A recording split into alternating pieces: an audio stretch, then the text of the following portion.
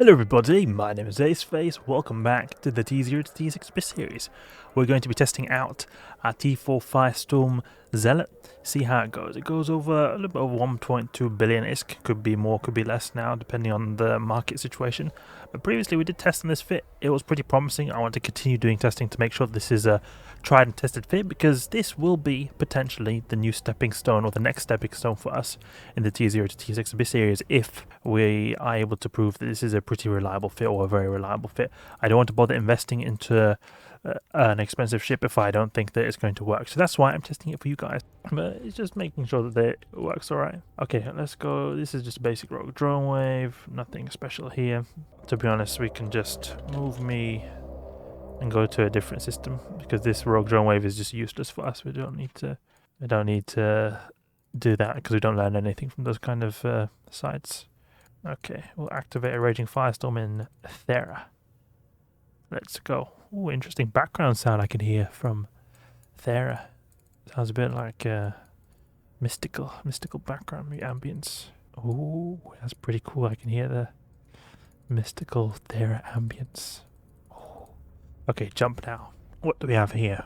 Let's see. Lucid Watchmen. Okay, these can be decent waves to test out. We'll do this this site. Activate Reactive Armor Hardener and various armor hardeners, just the thermal one, and we'll get to work. Okay, still a Tyrannos. Let's get close. All we need to do is really get close, and then it's alright. We have a decent capacitor, but it's not the best. 16 gigajoules is decent. It can be better though if you're an electrical site, but for Firestorm I think it's pretty good.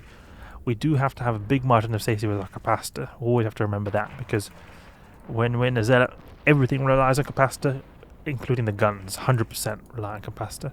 So if the capacitor dies, you're like, there's no way for you to get out. Because I have this Hawk, it has got a shield booster, but it's also got missiles. So even if I get neutered out, there's still a probability that I can fight my way out with my missiles, because they still work.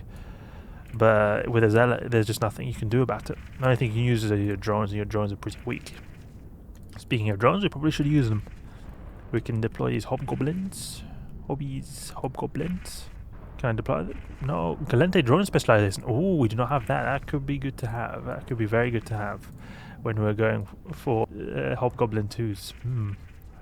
Are we able to use it? What are the skills? Because this character right here has only trained the like efficient skills, so just to be able to be good at the Zealot, not really much drone skills. Because here requirements, it's only Galente drone specialization we need, so we've not got that much training to do. But they're alright for the Firestorm sites, because they do thermal damage, so I'll be benefiting from the weather effect. Only problem is they're really weak, so they'll just die straight away. Let's take out these Lucid guys. We want to be real close and personal. What is our DPS? 725. Without the drones, it's 640. So we're going droneless with the Zealot. Take out the Upholder. Approach, please. Approach. Take out the Ephialtes. That's good. And then there's another Upholder. What is our range? 12, 18. Ooh, we've got actually decent range, because we've been using... we've got some pretty decent skills now. We used to have less range than this. I'm just not used to seeing our range this high. Because we've got level 5 heavy assault cruisers, max support skills, no implants, so we could potentially have more range with the conflag. But it's alright. It feels pretty slow. It feels pretty slow, but it's not. Time is going very slowly for me, because 3 minutes is very good for an entire wave. We've got 3 of these guys left. They are pretty tanky still. I think I know why. Because we're in the Firestorm site, so they are going to be buffed, and they've got a decent armor by default. So it's buffed even more. That's why. And then we've also got minus 50% thermal resist, so naturally it's going to make it go a bit slower.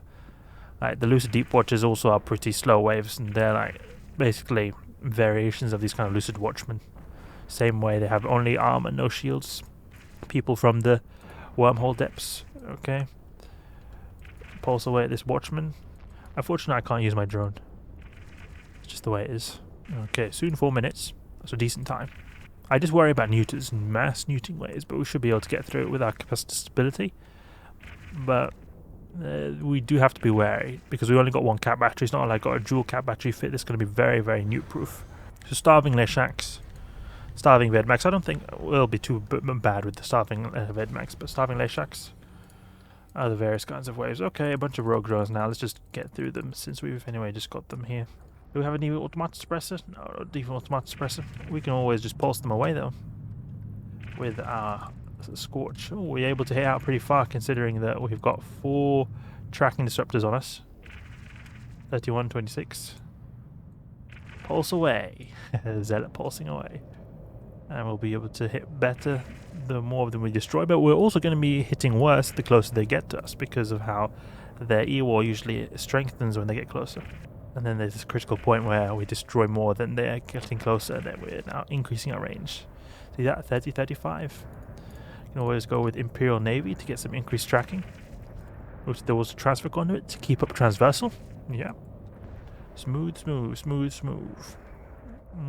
I just wonder how we will do against Mastery Larvae waves. It did go pretty decently last time I tried, but they do significantly more damage in these Firestorm sites compared to the electrical sites that I'm used to using in the Zealot. Concord waves could be a problem. They could definitely be a problem. We have got 80% downward resist, so it's like our lowest resist, and it will be even more if we've got minus 70%. It will be like our lowest resist then. Now it's tied with the kinetic. The ship by default has a lot of kinetic, which is completely useless to us, so we don't want to have that at all in the Abyss. There's hardly anything in the Abyss that does kinetic damage apart from the Rogue Drone Overmind. I mean, if you want to tank Rogue Drone Overmind, it can be good, but usually it's pretty easy to avoid that guy by just, going a little bit of an arc, and you avoid most of his damage.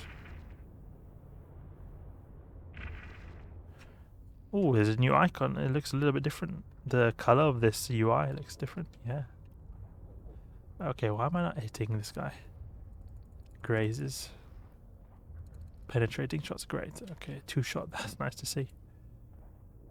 Yeah, this Zealot is an absolute beast. But what kind of waves do you think would challenge this ship? Or do you think this ship should get through all T4 spawns really well? Keep in mind, my character does have really good skills, so if you try to use this on a lower skill character, your results may vary. They'll not be as easy. I've got pretty decent skills. The medium pulse laser specialization is level 4. I've got other skills on the way to getting trained. Okay, jump please. Nope. Okay. Grazing. There we go. Next room. Scorch. Rodiva wave. It's super simple. This is a very easy wave. Can see if we can find another difficult wave. Move me to MOE. Okay, use this Firestorm. We have to wait a bit until we can use it, just because of this warp core stability. What do we have here? These waves are also pretty easy. We could test it out though because of the tank being a factor. Actually, no, this is just going to be too easy. We'll skip this one. Ooh, Marshal Room. Let's do this. Let's get close to them. Marker Pacifier and Arrestor. All these guys are going to increase the Marshal's damage. So we'll just snipe them as soon as they get close. Because these Arrestors, they like to web us. Okay, come on, we're taking more damage. Now that they've got their webs and target painted on us, increasing the Marshal's damage. The big damage is coming from that Marshal over there. But it seems like the tank is holding. The tank is holding. It is minus 50%. Ugh. That means it can be worse if we get a minus 70. Got these annoying frigates. Very annoying frigates. Arrestor, take him out so we can get closer. There we go. To be honest, we could start taking out the Marshals already with the Scorch. We probably should. But this is no problem, because it's a pretty easy Marshal wave. It can be a lot more difficult. It can definitely be more difficult than this. Because you could have like 4 Marshals, I think, most, something like that. Maybe even more. Okay, I'll go with Conflag and end this guy right here. Conflag, and now his shield is gone too.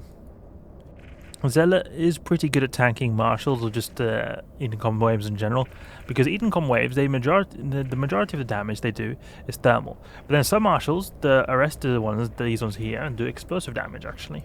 Attributes explosive damage, so that's why it has got benefits of tanking the marshals as well, with this 93% explosive resist. So it is pretty decent at doing that. And that went pretty quickly, a pretty quick marshal wave. Yeah, that felt like hardly any time at all. Okay, dispatched, only one cruiser left. Just under 3 minutes even. They're pretty easy because they're shield-based ships. And their armor is buffed, so their armor is just paper, so buffing paper is not going to do much. Abyssal overmind, but this is a pretty easy wave. A bunch of these little frigates on the way here. They're hardly doing any damage, but it's hard for me to apply to them. Occasionally it feels very random. Like sometimes it just applies so much, and then sometimes just completely nothing. Great. This guy and this guy. Plate forge, we don't going to have him do remote reps. Now we can just orbit the rogue drone overmind up close. Or maybe here, 10 kilometers, 15 kilometers, maybe a little bit closer. 7.5 I think is good. We'll just knock out that plate forge real quick because he's providing remote reps to this rogue drone overmind. There we go. So our DPS is a bit more efficient. Damn, this is slow. He's got a lot of HP, and considering we've not got drones to help us out, it is a pretty slow process. He does have some beefy EM resist. This is highest resist. So a lot of our damage is being wasted. Yeah, this is a pretty slow wave, in fact. This is probably one of the longest waves because we're minus 50% thermal resist, plus this guy having big armor by default. We're already at like 5 minutes, actually. This could perhaps be a death wave if we don't have our hobgoblins in the equation, because they will help a lot, because they'll do pure thermal damage, and it will be a little bit extra just to tip him over the edge. It feels extremely slow. This guy really has a proper amount of HP. He is going down, but time is also ticking. His structure is going down a lot quicker, even though he does have a pretty beefy structure. It's not buffed by the Firestorm filament as much. And it doesn't have that crazy EM resist like it does in the armor, which is negating a lot of our damage that we've got. Let's go to transfer conduit now. Oh, that was a pretty long wave. This took a good 6 minutes. Well, it'll take 6 minutes when it comes to 11 minutes, because the previous Edencom wave took almost exactly 3 minutes. So that was a pretty long wave, but we would survive, and especially if we had the hobgoblins, it would make it go a tiny bit slower, or a tiny bit faster, not slower. That it would be a lot more comfortable. But even at 6 minutes, it is doable. It is doable. You multiply that by 3, you have 18 minutes. So that is still a time that will get you out alive. Not by a big margin, though. And it's always important to have a bit of a margin in the abyss when you want to loot as much as you can. And just in case you make mistakes, you don't want to have to risk losing your ship just because you made some silly mistake. So that's why it's always nice to have a bit of a margin. Ooh, this is a pretty good wave to test as well. Kikimora waves. Because they do quite a bit of damage. Let's go and take out the Tangler. He wants to get close. Yeah, Tangler. We'll try kiting them a bit. Tangler, and then go for the Ghosters. And go close to him. Oh, never mind, he wants to keep range, okay. Sometimes they like to have a bit kiting AI, sometimes they like to have brawling AI, so I'm a bit confused what to use. We'll use Conflagration over here. Give him some proper hits, which can just get a little bit closer. We can pre-web this Tangler. They are going to ramp up to massive damage, so we need to be really careful. Come on, take out this Kiki. Take out that Kiki. The Kikimoras have all the DPS. All the DPS in these guys. You take them out, there's no problem with your tank. Dracovacs hardly do any damage for how much hit points they're worth. Like, they're tanky boys. That's the main thing with them. See that just our armor is dropping. We have got minus 50% thermal resist, so it is a bit more of a better case situation, or it's a better representation of our tank. But also, if there was a minus 70%, we would be getting through them a bit quicker as well. Just keep that in mind. Even though we would be less tanky, they would also be less tanky, so we would pop them a lot quicker. Let's get a bit closer. We're drifting out of range. Come on, take him out. Ghosting Kiki. We're taking pretty serious damage now. Pretty serious damage. Our armor is dropping fast. Come on, just take out 2 more and then it should stabilize the tank, I think. Just 2 more I think will be enough. 10 kilometers. When we take out this next Kikimora, tank has to stabilize. If it doesn't stabilize, then there's something wrong. Oh, we've also got tracking pile, and I don't like to see that, because if we didn't have a tracking pile, then we would have been applying worse, and you can't always assume that one of these is going to be here to help you out. Okay, there, now we're safe.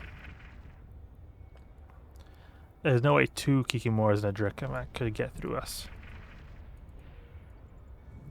They've spooled up to serious damage. That's just the reason that they're doing so much to us. You see, initially we were here in the armor, now we're down here with just 2 of them, just because of how much they ramp up. Go for this Drekamach now. The rest are going to follow us, so we'll take out the Drekamach. Make our way back to the origin conduit. Yeah, but now it's no problem tanking. Got a lot of thermal resist. 86% thanks to the reactive armor hardener, making it our second best resist. Our second best resist. Our best is this beastly 91% explosive. It's just so nice to see. Wish there were more waves that did pure explosive damage, but unfortunately there's not so many. You can have a similar thing with the Minmatar Tech 2 ships, that they have a lot of EM resist. Why they're so powerful there. In the EM department. What ships have a lot of thermal resist? Oh yes, the Tech 2 Kaldari ships. They have a lot of thermal resist. So Onyx, Cerberus, Hawk. All should tank Triglavin's pretty well. The only problem is that they have pretty low explosive resist, so their Triglavin's explosive side of their damage kicks in. But it's still pretty powerful using these Tech 2 Kaldari ships in the Abyss because of that thermal resist. Because thermal resist is the dominating type of resist that you can take as damage in the Abyss. And it's especially important when you're in the Firestorm as well. Okay, but there we go. T4 Firestorm done. Challenged some, interesting waves. We've challenged Edencom, some Rogue Drone Overmind wave. That was a pretty lengthy wave. Took a long time to get destroyed, but we completed it in a survivable time. We also encountered Mass Kikimora wave that was pretty deadly, got low on our tank. If we did have problems with tank, we could always improve our tank. If we did have problems with tank, we can always consume some of these boosters, give us some extra tank. We could always overheat. We didn't even overheat. So we have a bit more margin to play with. If it was, let's say, a minus 70% resist penalty, or there was no tracking pile there, making it a bit more difficult for us to apply. We could also use this drop booster to make it apply, or this ship apply a bit better as well. So overall, feels really promising. I can definitely see this being our next stepping stone in the Tier 0 to T6 Abyss series. Let me know what you think about this being the next ship that we're going to be using in the series down below. I'm very curious to know what you think. Would it be a good idea? Would it be a bad idea? I mean, this ties in very much to the T5 Electrical Zealot. We've got a lot of similar modules with this Corpum A-type Multispectrum and Corpum A-type Medium Armor Repair. So I think it's a really good next step for a stepping stone until T5 Abyss, because T4 Firestorm is great for profitability just because of the low filament cost. So anyway, hope you guys enjoyed T4 Firestorm Zealot. If you did enjoy the video, please leave a like and subscribe. I'll catch you guys later.